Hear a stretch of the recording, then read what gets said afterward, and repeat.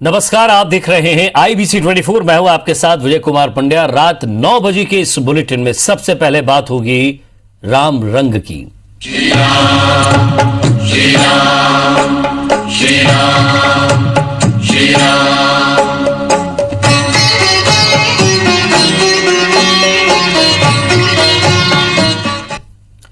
तो अयोध्या में कल राम मंदिर का भूमि पूजन होना है। प्रधानमंत्री नरेंद्र मोदी बुधवार सुबह ही अयोध्या पहुंचेंगे। कार्यक्रम के लिए 175 मेहमानों को न्योता दिया गया है।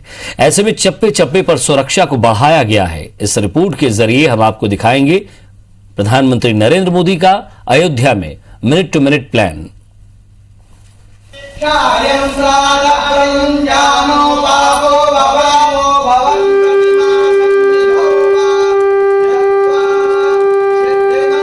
ये हमारे लिए ऐतिहासिक क्षण भी है, भावनात्मक क्षण भी है और एक नए भारत के निर्माण की आधारशिला को रखने का अवसर भी है।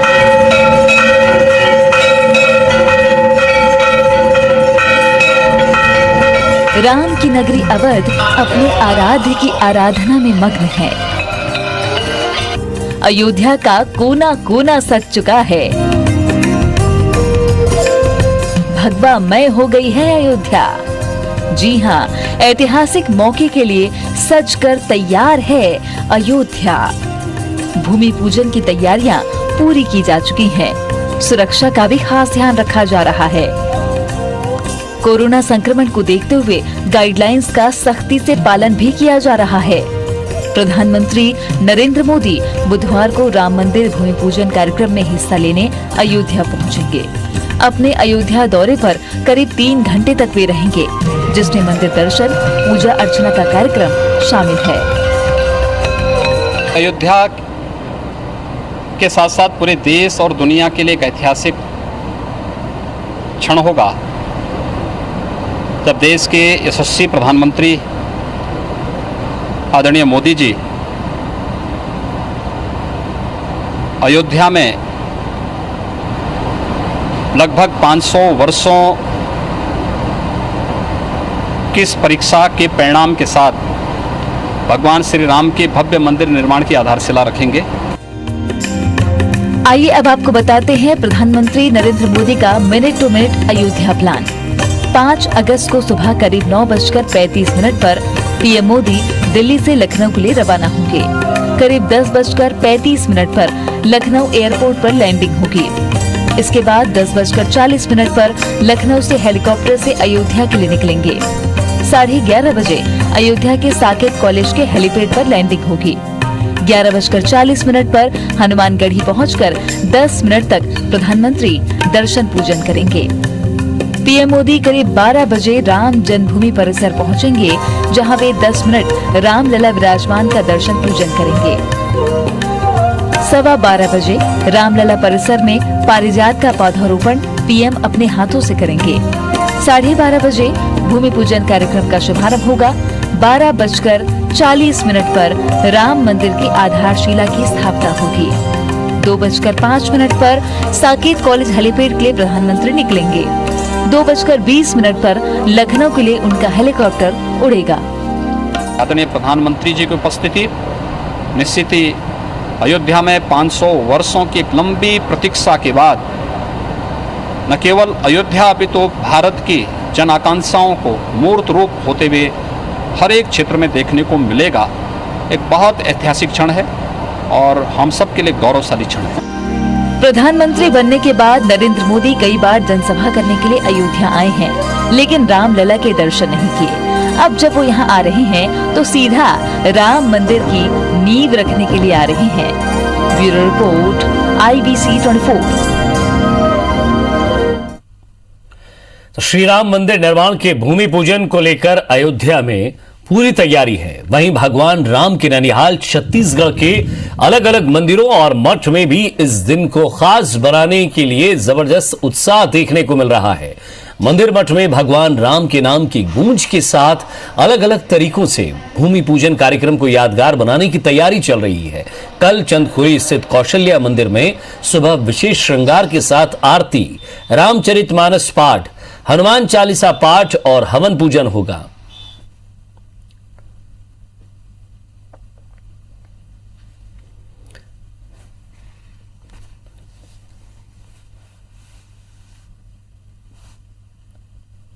तो फूल मालाओं से पूरा मंदिर सजा होगा, लदा होगा। वहीं शाम को मंदिर में 108 दियों से रोशनी की जाएगी, पूरा मंदिर जगमगाएगा। 1000 घी के और 8000 तेल के दिए जगमगाएंगे। विशेष श्रृंगार के साथ भगवान की महाआरती की जाएगी। राम मंदिर की शिलान्यास का उत्सव गायत्री मंदिर में किस तरह बनेगा? विशेष श्रृंगार के साथ सुबह 7:30 बजे आरती, सुबह 11 बजे हवन शुरू होगा। रामचरितमानस पाठ और हनुमान चालीसा का पाठ किया जाएगा। शाम को यहां भी तेल के 108 दिए प्रज्वलित किए जाएंगे।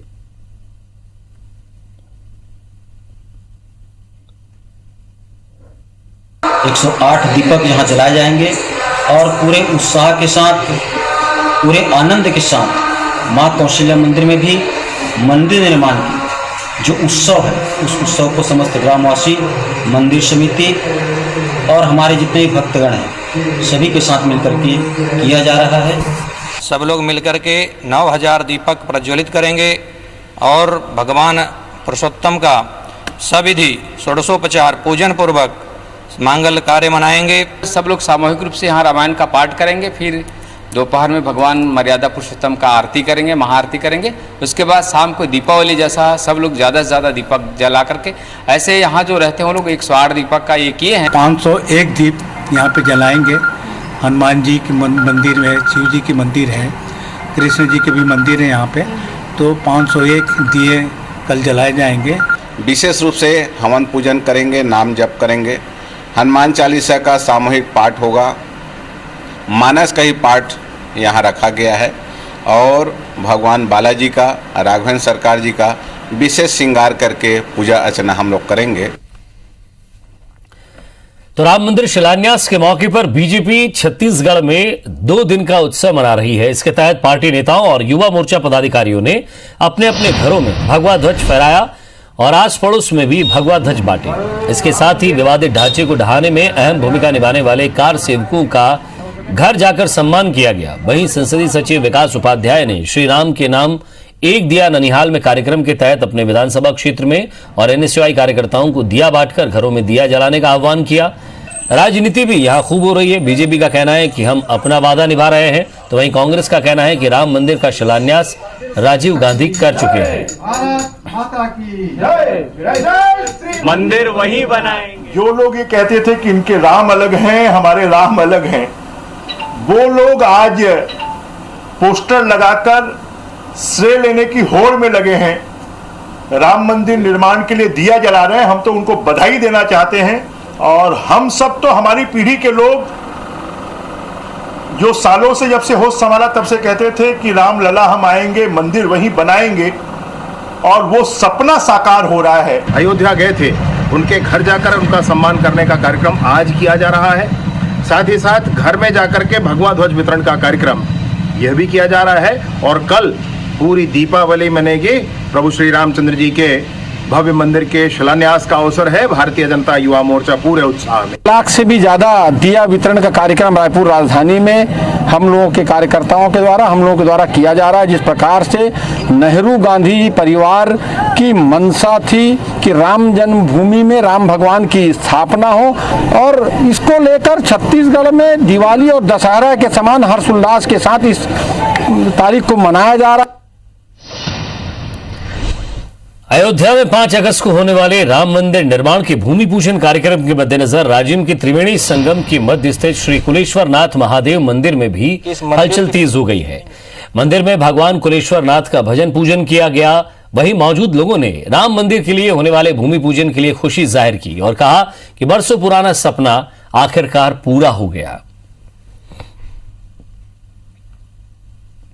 तो वन गमन के समय भगवान राम जी जितने भी ऋषि मुनि हैं सबका दर्शन लाभ करने के नाम से तो निकले हुए थे, और राजिम होकर के इधर से सियावा नगरी गए थे, जहाँ भगवान सिंगी ऋषि जी के आश्रम में ठहरे हुए थे। वैसे ही यहाँ लोमस ऋषि के आश्रम में जब रुके तो माँ सीता जी द्वारा रेत और बालू से इस मिट्टी का पहले उत्पन्न कराया गया था बना करके, और जब वो कुल देवता के नाम से पूजा की, उनका पंचमुख धार बना और धार से पंचमुख बना, और उसके बाद वो फिर कुलेश्वर नाथ हुआ, क्योंकि वो कुल की देवता के लिए पूजा की थी। अभी भी पुरातत्व विभाग के बोर्ड में जो लिखा है, पहले उत्पलेश्वर नाथ शब्द आता है, उसके बाद फिर कुलेश्वर नाथ होता है, जब माँ सीता के द्वारा पूजा किया गया है। अच्छा लगा है, खुशी मिली है कि राम भगवान का मंदिर स्थापित हो गया है, सब उत्साहित हैं उसके लिए, और कल के दिन हम अच्छे से करेंगे कि कल का समय जो है हमारे लिए बहुत उद्भुत रहेगा, और खुशी हमें कि राम मंदिर भगवान की स्थापना हो रही है। हम अयोध्या तो नहीं जा सकते, लेकिन कोशिश करेंगे कि ये भगवान राम के गमन मार्ग पर हम विराजित हैं, हम लोग रह रहे हैं, इसलिए हमारा नगर भी अपने आप में अयोध्या दिखे, इसकी तैयारी हम लोग कर रहे हैं। 100 करोड़ हिंदुओं के आस्था के केंद्र भारत की आत्मा प्रभु श्री राम का मंदिर निर्माण हो रहा है। 500 सालों के संघर्ष के बाद हमारे पूर्वजों ने संघर्ष किया, हम उसके साक्षी बन रहे हैं, हमारे लिए गर्व की बात है। इधर बालोद में अपने दादा के सपने को पूरा करने के लिए पूते ने अयोध्या में जाकर श्री राम के नाम से अंकित ईंट का दान किया। जी हां, यह खबर बालोद जिले के कुसुमकसा गांव की है। यहां कमलकांत साहू ने कि दादा का सपना उन्होंने पूरा किया, जब राम मंदिर बनेगा तो वे अपनी ओर से मंदिर के लिए ईंट का दान करेंगे, लेकिन उनकी इच्छा उनके जीते जी पूरी नहीं हो पाई। ऐसे में पोते कमल कृष्णकांत साहू ने दादा की इच्छा पूरी करने की ठानी। जैसे ही सुप्रीम कोर्ट में राम मंदिर के पक्ष में फैसला आया तो राम से अंकित ईंटों को लाल कपड़े में लपेट और 13 मार्च को अयोध्या रवाना हो गया। आखिरकार दादा का सपना पोते ने पूरा कर ही दिया। और सुप्रीम कोर्ट से लंबे समय से ये चले आ रहा था, तो उस समय फैसला तो नहीं आया था, लेकिन वो बोले थे कि मंदिर बने तो उनके तरफ से एक ईंट लगे, लेकिन अचानक उनकी 2015 में डेथ हो जाने के कारण ये हो नहीं पाया था। 13 मार्च 2020 को उनके नाम से एक ईंट राम मंदिर के लिए छोड़ के आए थे। श्री राम श्री राम श्री राम श्री राम।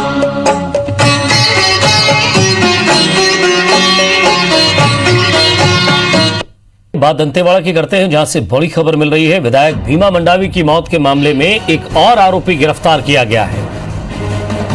नकुलनार के व्यापारी को एनआईए ने गिरफ्तार किया है। एनआईए ने हरिपाल सिंह चौहान को गिरफ्तार किया है। अब तक 6 आरोपियों की गिरफ्तारी हो चुकी है।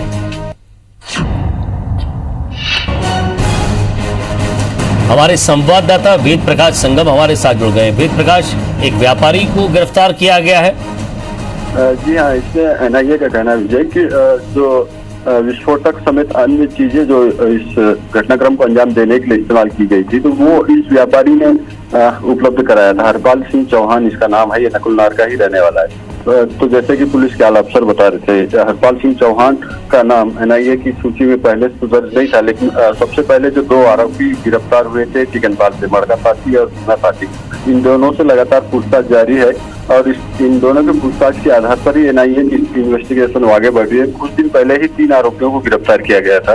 इसके बाद हरपाल सिंह चौहान, ये नकुलनार के किराना के थोक व्यापारी, इनका नाम इन 2 आरोपियों ने जो पूर्व गिरफ्तार हुए थे इनका नाम लिया था। तो इसके बाद पुलिस का शिकंजा इन पर भी कसता हुआ देखा जा रहा है। और साथ ही साथ पुलिस का ये भी कहना है कि इस मामले में और भी बड़े नाम है जिनका खुलासा आने वाले समय में होगा, क्योंकि लगातार इनपुट्स मिल रहे हैं पुलिस को भीमा ताती और मड़का राम ताती से, जो पहले गिरफ्तार किए गए थे। साथ ही जो इसके बाद गिरफ्तार हो रहे हैं उनसे भी पूछताछ में लगातार खुलासे हो रहा है, उसके आधार पर ही ये गिरफ्तारियां की जा रही है। विजय, शुक्रिया वेद प्रकाश इस तमाम बातचीत के लिए। तो एनआईए ने हरिपाल सिंह चौहान, एक व्यापारी है, उसे गिरफ्तार किया है। जो विस्फोटक था वो नक्सलियों को उपलब्ध कराने के आधार पर उसे गिरफ्तार किया गया है।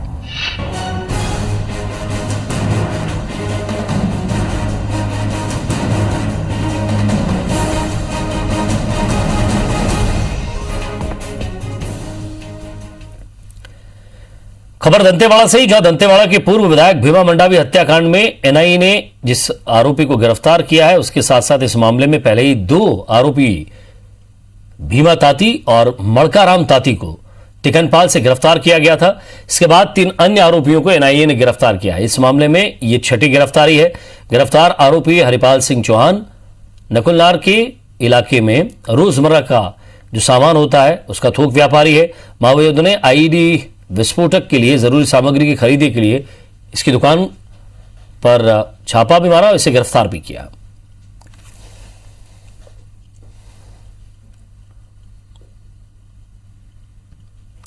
और बात कोरोना अपडेट की करें तो छत्तीसगढ़ में आज 280 कोरोना मरीज मिले हैं। छत्तीसगढ़ में अब तक 10,109 संक्रमित मरीज मिल चुके हैं। छत्तीसगढ़ में एक्टिव मरीजों की संख्या 2,427 हो चुकी है। वहीं छत्तीसगढ़ में आज 357 मरीज डिस्चार्ज भी हुए हैं और अब तक 7,613 मरीज ठीक भी हुए हैं। छत्तीसगढ़ में कोरोना से 8 मरीजों की मौत आज हुई है और अब 69 मरीजों की मौत फिलहाल पूरे छत्तीसगढ़ में अब तक इस कोरोना काल के दौरान हो चुकी है।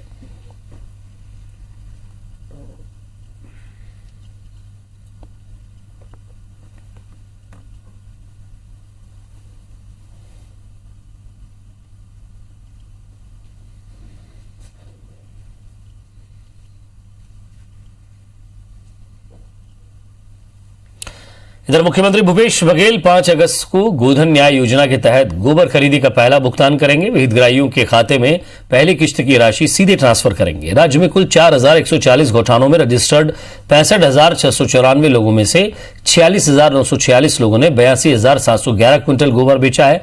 2 रुपए प्रति किलो की दर से इस गोबर की कुल राशि 1,65,00,000 रुपए हो रही है। ये रुपए पशुपालकों के बैंक खातों में सीधे हस्तांतरित की जाएंगे।